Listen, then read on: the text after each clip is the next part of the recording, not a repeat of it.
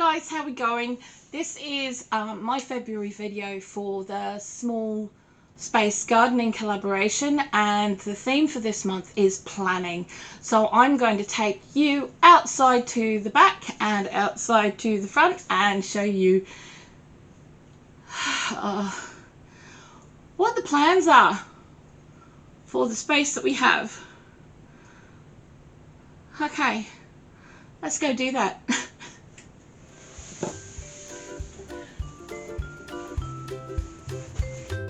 Welcome to our backyard courtyard.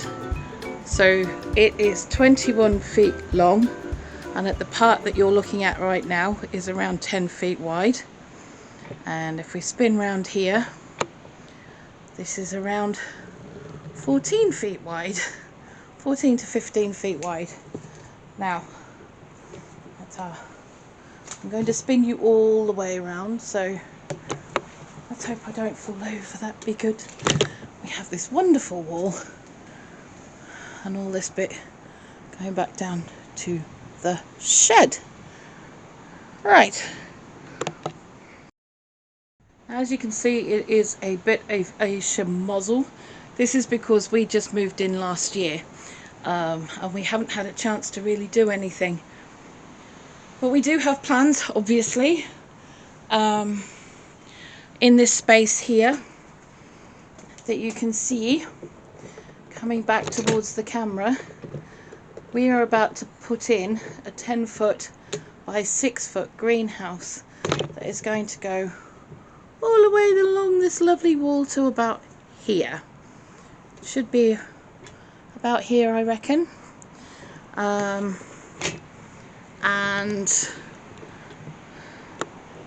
to this here line here, about where the green totes are, full of water, about to there, kind of there, yeah, there we go. So that's going to be a major growing space, which will be fantastic. Now what I'm looking at is that now in this back space here, I'm not entirely sure what I'm going to do yet. I had thought of putting a water feature in, however it may be a really good space for the compost bin as yet, but we'll have to wait and see. One of the major issues we have is that someone put the washing line in right in the middle of everything, and it goes all the way over here to there, which actually is a bit of a pain in the neck. The other thing that we have is a lot of police cars going past. The other thing we have an issue with is whoever was here before put in 2 buddleia trees. We believe this one was put in, and the other 2 were just planted by pigeons. So, yay! This area here we want to turn into our hangout. So a nice little seating area, little room that has a seating area and a barbecue and that kind of thing happening in this area here. It is around 10 foot by 6 foot wide. 6, 7, no, it's more than that. It's 8 foot wide. 8 foot wide this way along the gravel, and around 10 foot wide from the fence to the side of the house there. So what I'm hoping to have are some raised beds along here with a little archway going up over here, and then more raised beds to there, and hopefully the water feature there where the tap is, because there is a tap around there. So yeah, It's in there somewhere. We'll find it. Now the archway we are looking at making with these willow withies, and that'll be done this week at some point. I hope it's either this week or very, very soon, because they are very green and I want to use them while they're freshly bendable. We have a lot of different fruits and nuts and things which all need to be sorted out because they're all in containers and we need to sort them all out a bit. But that kind of does it for out here. I do want to have a lot of decent things out in the greenhouse, so lots of tomatoes, lots of cucumbers. I do grow tropicals. I am very passionate about growing tropicals and I want those in there as well. I also want to protect my peach tree and my plums from too much you know, issues with things like peach leaf curl, which we've had before, so we don't want that. So they need to go into the greenhouse over winter while it's still kind of all that kind of not fun stuff. Now this space is our front yard, which we adapted, because when we first moved in it was waist deep in overgrown grasses. Overgrown grasses and all sorts of things. It's a space that's about 8 foot by 10 feet, maybe a little bit bigger. And I've slowly been doing a no-dig approach to it, where we've just laid down cardboard, as you can see. And the beds have cocoa coir and manure, and some of them have got some straw that we just got at Pets at Home, really, for guinea pigs. And some of it's actually from friends of ours who had guinea pigs, and we got their bedding, we put it straight on the beds. What we've managed to do is in the pathways is put some wood chip down, which we got for nothing from a neighbour, which was really good. And we've got plenty more out the back as well for other things. Sorry about the traffic. One of the things that I want to do is I want to put some in between the pathways, which is the brownie bit, and the beds, which is the strawy bit, is put some mushroom spawn and make use of that space that we have between the beds and the pathway to grow mushrooms, different varieties of mushrooms obviously, because not only will that help the health of the beds, but also give us another harvest in an area that we wouldn't normally grow in. So yeah, I'm hoping to have this as mostly perennials out here. Due to my disabilities, I have to be a little careful of what I can and can't do, especially for my back. So having a load of perennials out here that I don't need to do much with is something that, you know, I'm quite pleased about. So I'm hoping to have things like globe artichokes and some soft fruit. I've got raspberry bushes that need to go in. I'm hoping to put those out here, have this as like the herb bed kind of thing. That back bed there is actually perennial flowers to obviously encourage bees. The only other thing that's in here at the moment is in there, and that's our garlic. I haven't really planted anything in here much as yet, and the things that we did try to put in last year didn't really come through because they went in a little bit too late, like very, very late, like about 3 months too late. But it's all good, you know, it's all a learning thing.